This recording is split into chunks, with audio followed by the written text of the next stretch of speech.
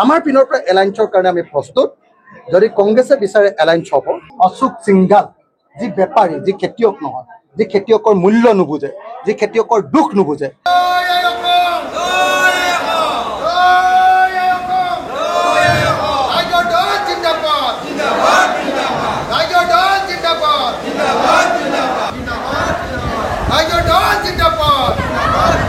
সাংগঠনিক কাম কাজ, নিৰ্বাচনী কাম কাজ, আমাৰ আঞ্চলিক সমিতিবিলাক গঠন, বুথ সমিতিবিলাক গঠন, নিৰ্বাচনী প্ৰচাৰ আৰম্ভ কৰা, এই কামবিলাক আজিৰ দিনটোৰ পৰা আমি আনুষ্ঠানিকভাৱে দেৰগাঁও সমষ্টিত আৰম্ভ কৰিছোঁ।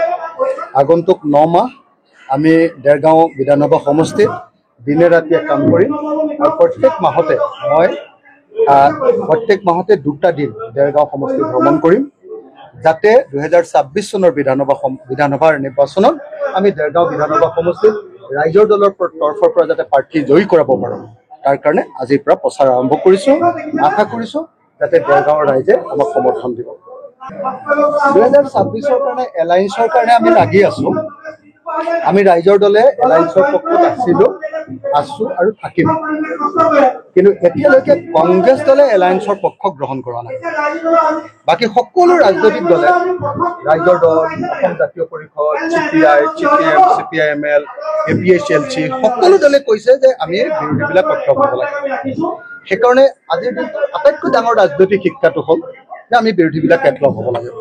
তেতিয়াহে আমি সাম্প্ৰদায়িক ফেচিবাদী শক্তিক পৰাজিত কৰিব পাৰে।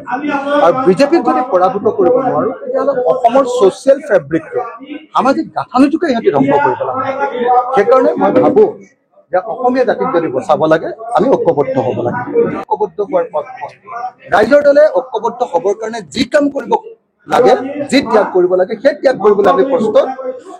আৰু আমি 2026 চনত ঐক্যবদ্ধভাৱে বিজেপিক পৰাজিত কৰিবৰ কাৰণে সাজু। আৰু কংগ্ৰেছ দলেও কথাটো বুজি উঠিব।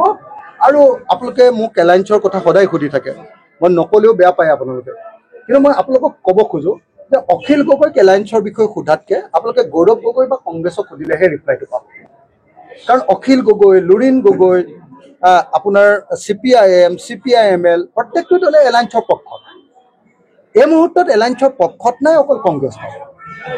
গতিকে কংগ্ৰেছ দল আৰু গৌৰৱ গগৈক যেতিয়াই আপোনালোকে এলায়েন্সৰ কথা সুধিব পাৰিব আৰু বাৰম্বাৰ সুধি তেওঁৰ পৰা উত্তৰ উলিয়াব পাৰিব, তেতিয়াহে আপোনালোকে সঠিক উত্তৰটো পাব।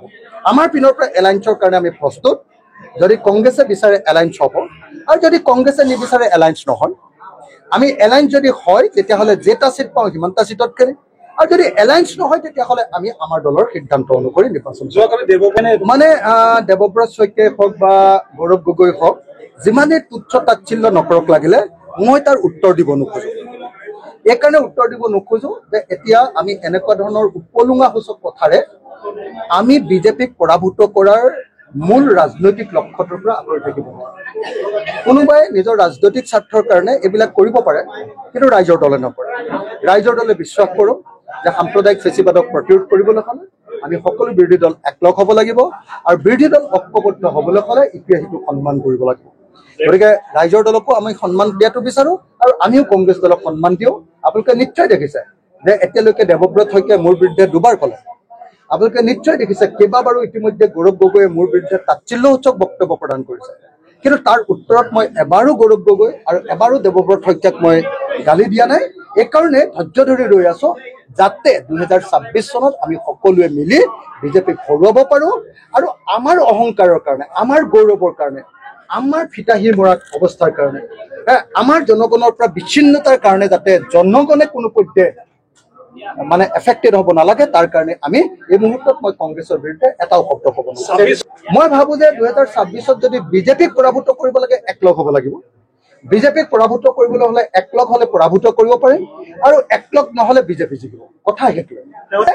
তেতিয়াহ'লে চব বিৰোধী দল একলগ হ'ব লাগিব, আৰু যদি বিৰোধী একলগ নহয়, তেতিয়াহ'লে বিজেপি দল প্ৰতিক্ৰিয়া সদায় এটাই। মোৰ উচ্ছেদ সম্পৰ্কীয় প্ৰতিক্ৰিয়া এটাই যে উচ্ছেদ এটা অমানৱীয় ঘটনা, আৰু যদি ক'ৰবাত ৰাষ্ট্ৰৰ স্বাৰ্থত, চৰকাৰৰ স্বাৰ্থত যদি কেতিয়াবা উচ্ছেদ কৰিব লাগে, প্ৰথমতে সেই উচ্ছেদ হ'বলগীয়া মানুহবিলাকৰ লগত কথা পাতিব লাগে। তেওঁলোকৰ বিকল্প ভূমি থাকিলে সেই কোনে গুচি যাবলৈ দিব লাগে, আৰু যদি বিকল্প ভূমি নাই, অন্য ঠাইত যদি মাটি নাই, তেওঁলোকক মাটি দিয়াৰ ব্যৱস্থা কৰিব লাগে।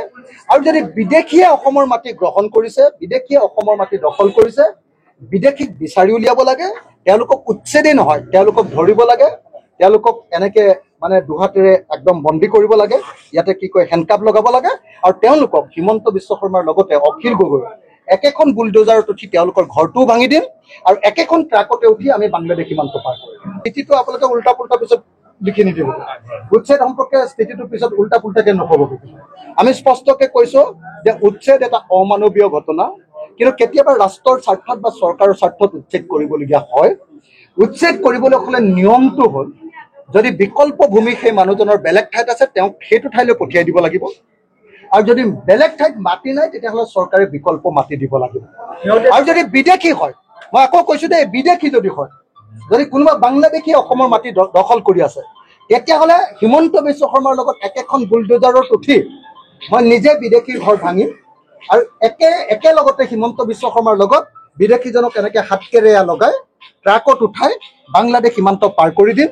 কিন্তু সেইটো নকৰি অকল হিন্দু মুছলমানৰ পলিটিক্স কৰিলে হিমন্ত বিশ্ব শৰ্মা কেতিয়াও শান্তিত থাকিবলৈ নিদিয়ে। তেখেতৰ বক্তব্য মোৰ ক'বলগীয়া একো নাই, সেইটো তেখেতৰ বক্তব্য মোৰ ক'বলগীয়া একো নাই। আপোনালোকৰ দেৰগাঁও সমষ্টিৰ যিজন বিধায়ক, সেই বিধায়কজন একদম নিমাতিকৈ একো নামাতে, অকমন্য বিধায়ক বুলি ক'ব লাগিব। অসম বিধানসভাতো মাত নামাতে, সমষ্টিটোত তেওঁ কাম কৰা মই দেখা নাই।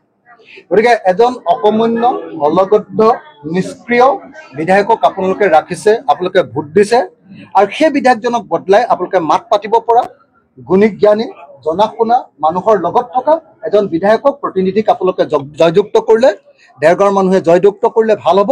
আৰু সেইকাৰণে মই আশা কৰোঁ 2026 চনত আপোনালোকৰ দেৰগাঁৱৰ বিধায়কজনক আপোনালোকৰ সমষ্টিৰ ৰাইজে বিতাড়িত কৰিব, তেওঁক ভোট নিদিব, আৰু এজন নতুন যোগ্য আৰু জিকিব পৰা আৰু বিধানসভাত মাত পাতিব পৰা এজন প্ৰাৰ্থীক নিশ্চয় ভোটদান কৰিব।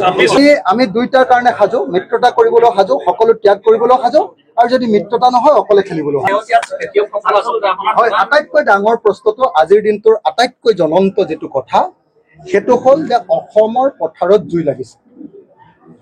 অসমৰ পথাৰত যি ৰুইছিলে সেইবিলাক জ্বলি গৈছে, যিবিলাক ৰোৱা নাই সেইবিলাক পথাৰ ফাটি গৈছে, আৰু যিবিলাক ৰুবলৈ বাকী আছে সেইবিলাক পথাৰত ৰুবৰ কাৰণে কোনো পৰিৱেশ নাই।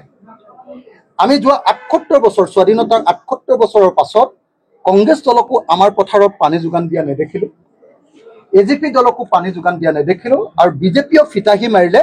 কিন্তু বিজেপিৰ যোৱা 9 বছৰীয়া শাসনকালত এক ফুটা পানীও, এক ফুটা বুলি কয় যে অসমীয়া, এক ফুটা পানীও, এক টোপাল পানীও আমাৰ পথাৰত এতিয়ালৈকে যোগান ধৰা নেদেখিলোঁ।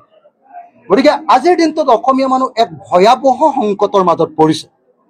মই সেইকাৰণে এই মুহূৰ্তত জলসিঞ্চন মন্ত্ৰী অশোক সিংঘাল, যি বেপাৰী, যি খেতিয়ক নহয়, যি খেতিয়কৰ মূল্য নুবুজে, যি খেতিয়কৰ দুখ নুবুজে, যি অকল অসমত লুণ্ঠন কৰিবলৈ বেপাৰ কৰি লুণ্ঠন কৰিবলৈ আহিছিলে, আৰু সেই লুণ্ঠনকাৰী এতিয়া জলসিঞ্চন মন্ত্ৰী পাতি দিছে হিমন্ত বিশ্বই, বিজেপি আৰু RSSে। তেওঁক মই পদত্যাগ কৰিবলৈ দাবী উত্থাপন কৰিছোঁ জলসিঞ্চন মন্ত্ৰীজনক, অশোক সিংঘালক। আৰু একেটা সময়তে অসমৰ মুখ্যমন্ত্ৰী সমগ্ৰ অসমৰ ৰাইজৰ ওচৰত, মানে অসমীয়াত এটা যে কথা আছে যে একেবাৰে শুই লৈ যিটো কি কয় সেৱা কৰে, কি বুলি কয়, সাষ্টাংগে প্ৰণিপাত, সাষ্টাংগে প্ৰণিপাত কৰি এনেকৈ পানী দিব নোৱাৰাৰ কাৰণে ক্ষমা বিচাৰিবৰ কাৰণে, আৰু যিমান পাৰে চেষ্টা কৰি যাতে কঠীয়াখিনি পেলাব পাৰে, যাতে ৰোৱাটো আৰম্ভণি কৰি দিব পাৰে, তাৰ কাৰণে চৰকাৰক আমাৰ খেতিয়কবিলাকৰ পানী যোগান ধৰিবৰ কাৰণে আহ্বান জনাইছোঁ। আৰু মই সকলো বিৰোধী দলৰ প্ৰতি আহ্বান জনাইছোঁ, সকলো বিৰোধী দলে একেলগে গৈ পথাৰবিলাক ভ্ৰমণ কৰিব লাগে, আৰু পথাৰবিলাক ভ্ৰমণ কৰি চৰকাৰৰ বিৰুদ্ধে প্ৰতিবাদ সাব্যস্ত কৰিব লাগে, আৰু চৰকাৰক বিকল্প পানী যোগানৰ ব্যৱস্থা গ্ৰহণ কৰিবৰ কাৰণে বাধ্য কৰা।